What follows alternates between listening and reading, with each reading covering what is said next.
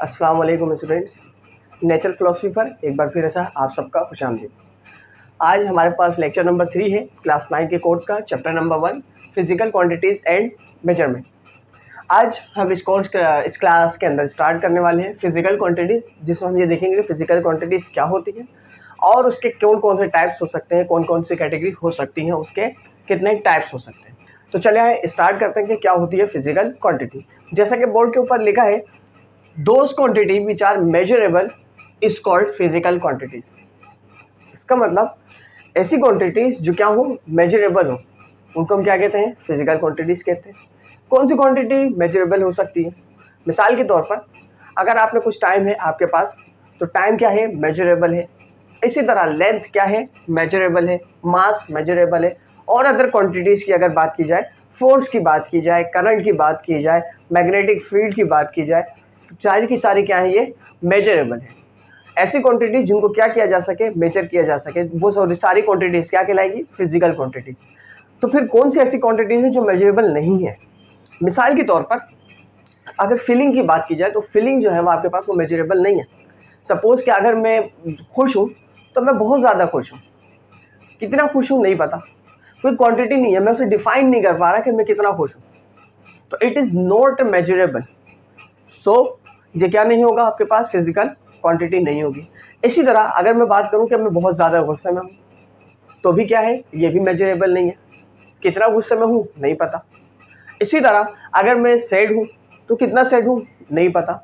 ऐसी क्वांटिटीज जिनको मेजर ना किया जा सके वो फिजिकल क्वांटिटीज नहीं है, बल्कि वो फिजिकल क्वांटिटीज हैं जिनको क्या किया जा सके, मेजर किया जा सके। अब वो क्वांटिटीज कोई भी हो सकती है, ठीक है। आगे बात समझ में, जिसके आसान से एग्जांपल आपको लेंथ, मास और टाइम देकर बता दिया गया। इसी तरह फोर्स है, इसी तरह आपके पास वेलोसिटी है, एक्सेलरेशन है, और भी अदर क्वांटिटीज है हमारे पास, करंट वगैरह, टेम्परेचर वगैरह। टेम्परेचर मेजर होता है ना भाई, आपने सुना है वेदर अपडेट के टेम्परेचर आज इतना रहेगा, आज इतना रहेगा, आज इधर इतनी गर्मी होगी, आज इधर इतनी सर्दी होगी।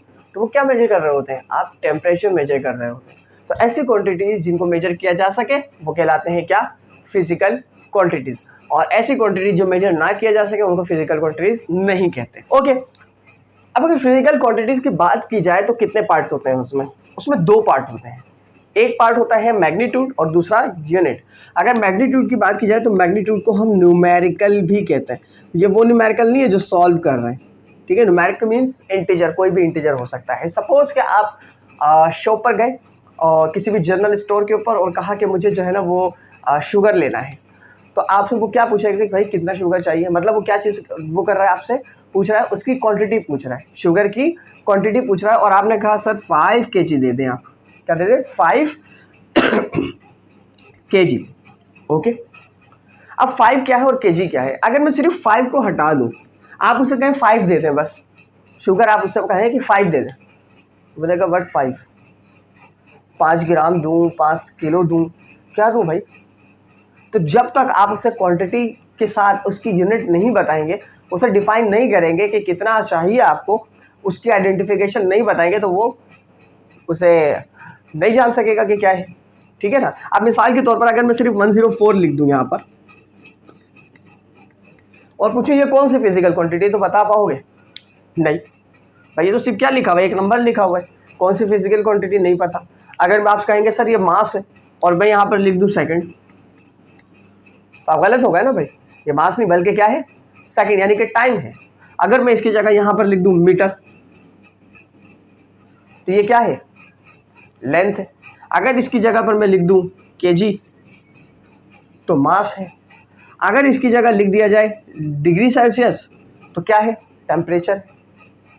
तो इससे बात क्या समझ में आई कि अगर सही कहीं सिर्फ एक नंबर लिखा है तो उसकी कोई वैल्यू नहीं है, उसकी कोई आइडेंटिफिकेशन नहीं है कि वहां पर किसकी बात हो रही है उस वक्त तक, जब तक उसे ना क्या प्रोवाइड किया जाए, यूनिट प्रोवाइड ना किया जाए।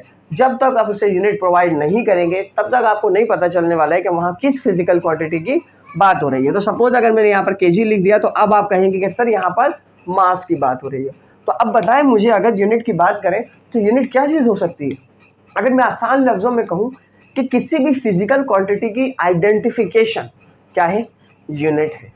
क्या है उसकी यूनिट। किसी भी फिजिकल क्वांटिटी की आइडेंटिफिकेशन अगर मैं कहूँ आसान लफ्जों में तो वो क्या है, उसके यूनिट है।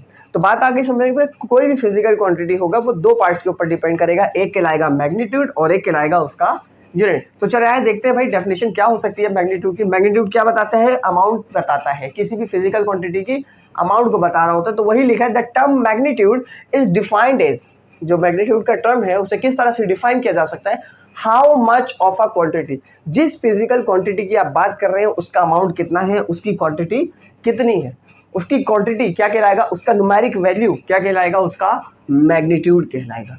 इसी तरह अगर यूनिट की बात की जाए, the unit is standardize the measurement. Unit क्या है भाई, स्टैंडर्डाइज किया गया है, किसके लिए, मेजरमेंट के लिए। अब अगर इसमें यूं समझाऊं कि मिसाल के तौर पर पहले के दौर में यूं हुआ एक दफा कि एक शख्स आ रहा था और उसने देखा कि रास्ते में एक बहुत बड़ा दरख्त गिरा हुआ है जिसकी वजह से रास्ता ब्लॉक है।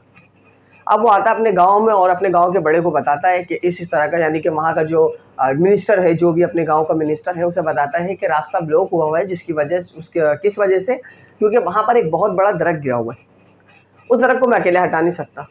अब बादशाह उससे वजीर उससे पूछता है, मिनिस्टर उससे पूछता है, तो अच्छा बताओ कि उस दरख्त का साइज़ कितना है, वो कितना बड़ा है। तो वो कहता है कि मेरे मुताबिक जब मैं उसके आगे चल रहा था, जब मैंने उसे स्टार्ट किया चलना और ख़त्म किया, तो मेरे 30 कदम में उसे ख़त्म किया, यानी उसके 30 स्टेप्स जब वो चला तो वो दरख्त क्या हो गया, ख़त्म हो गया। अब वज़ीर ने दूसरे शख्स को कहा कि जाओ तुम ज़रा देख कर आओ, जो ये बात ये कहता है कि ये 30 स्टेप में उस दरख्त उसकी जो लेंथ है वो 30 स्टेप है, ज़रा चेक करके आओ क्या ऐसा ही है। अब वो जाता है और चेक करता है तो उसके बाद वेरिएशन आ रहा है, क्योंकि हो सकता है उसकी हाइट क्या हो, कम हो या ज़्यादा हो। उसने आकर बोला कि भाई मेरे अकॉर्डिंग तो उसकी स्टेप 25 है, उसकी लेंथ 30 स्टेप्स नहीं है बल्कि 25 स्टेप्स है। दरख्त एक ही है लेकिन दो शख्स अलग अलग बता रहे हैं। क्यों, क्योंकि वहाँ पर कोई स्पेसिफिक यूनिट, उसके लिए स्पेसिफिक स्केल नहीं है जिससे उसे क्या किया जा सके, मेजर किया जाए सके। इसीलिए क्या किया गया, कुछ स्टैंडर्ड हमारे पास मेजरमेंट के लिए हमने बनाए और उससे क्या किया, उन स्टैंडर्ड को हमने यूज़ करना शुरू कर दिया। कैसे, तो उस शख्स ने कहा कि यार तुम तो कहते हो कि 30 स्टेप्स हैं, ये कहता है 25 स्टेप्स है, अब क्या किया जाए। अच्छा भाई, उस वजीर ने क्या किया ना कि एक स्टिक ली, मिसाल के तौर पर एक स्टिक लिया और कहा कि जाओ इस स्टिक से मेजर करके आओ, इस स्टिक से उसकी लेंथ कितनी है। वो जाते हैं और इस स्टिक से मेजर करके आ जाते हैं और बताते हैं कि सर 10 स्टिक्स के बराबर है, इस 10 स्टिक के बराबर उसकी लेंथ है, यानी इस स्टिक से 10 टाइम्स है वो। तो अब बात आ गई समझ में, यानी कि अब वो किसी और शख्स को भी भेजता है तो वो आकर यही बताएगा कि ये जो दरख्त हमारे पास गिरा है जिसकी वजह से रास्ता ब्लॉक है, उसकी जो लेंथ है वो इस स्टिक के 10 टाइम्स है। तो उस स्टिक को उसने क्या कह दिया कि ये एक स्टैंडर्ड होगा जिससे हम किसी भी लेंथ को क्या करेंगे, मेजर करेंगे, जिसको क्या कहा गया, मीटर कहा गया। बात आ गई समझ में। अब मीटर के अंदर भी हमारे पास डिफरेंट वो है, स्टैंडर्ड है, फीट है, इंच है, सेंटीमीटर है, ये सारी चीज़ें हैं। बात आ गई समझ में कि स्टैंडर्ड किस लिए था, क्योंकि हमारे पास कोई स्पेसिफिक इंस्ट्रूमेंट नहीं था, कोई स्पेसिफिक हमारे पास वैल्यू, या हम कंफ्यूज होते थे, जिसकी वजह से क्या किया गया, उसको स्टैंडर्ड कर दिया गया, स्टैंडर्डाइज कर दिया गया किसी भी मेजरमेंट के लिए। कोई चीज़ स्टैंडर्डाइज कर दी गई किसी भी मेजरमेंट के लिए, जैसे लेंथ की मेजरमेंट के लिए स्टैंडर्डाइज कर दिया गया मीटर को, सेकेंड को, टाइम के लिए कर दिया गया सेकेंड को, मास के लिए कर दिया गया किलोग्राम को, तो उसको क्या कहा गया, उसकी यूनिट कहा गया। बात क्लियर यहाँ तक। अब देखते हैं कि हमारे पास जितने भी मैंने यहाँ पर यूनिट बताए थे, आपको मास के लिए किलोग्राम बताया था, लेंथ के लिए मीटर बताया था, और इसी तरह टाइम के लिए सेकंड बताया था। मास की यूनिट ग्राम भी होती है, लेंथ की यूनिट मीटर, सेंटीमीटर, फीट, ये सारी होती है, यार्ड भी होती है। इसी तरह टाइम के लिए आर भी होता है, मिनट भी होता है और सेकंड भी होता है। लेकिन हम क्या कर रहे हैं कि कुछ स्पेसिफिक यूनिट को यूज़ कर रहे हैं, और उन स्पेसिफिक यूनिट्स को ऐसा यूनिट्स कहा जाता है। क्यों कहा जाता है ऐसा यूनिट्स, अभी देखते हैं। डेफिनेशन में इस बात को क्लियरली लिख दिया गया। It is an international system of measurement. ये क्या है, एक इंटरनेशनल सिस्टम है, किसके लिए, मेजरमेंट के लिए। Use in technical and scientific research, जो किस में यूज़ किया जाता है, जो किस लिए यूज़ किया जाता है, टेक्निकल और साइंटिफिक रिसर्च के लिए यूज़ किया जाता है। To minimize confusion with the measuring unit, किस लिए, कम करने के लिए। क्या कम करने के लिए, जो मेजरिंग यूनिट है उनमें कन्फ्यूजन को कम करने के लिए। मिसाल के तौर पर हमारी लैंग्वेज अलग है, उर्दू है, अमेरिका की लैंग्वेज अलग है, बरतानिया की लैंग्वेज अलग है, इसी तरह डिफरेंट कंट्रीज़ में डिफरेंट लैंग्वेज है, और वो डिफरेंट यूनिट्स के ऊपर वर्क करते हैं।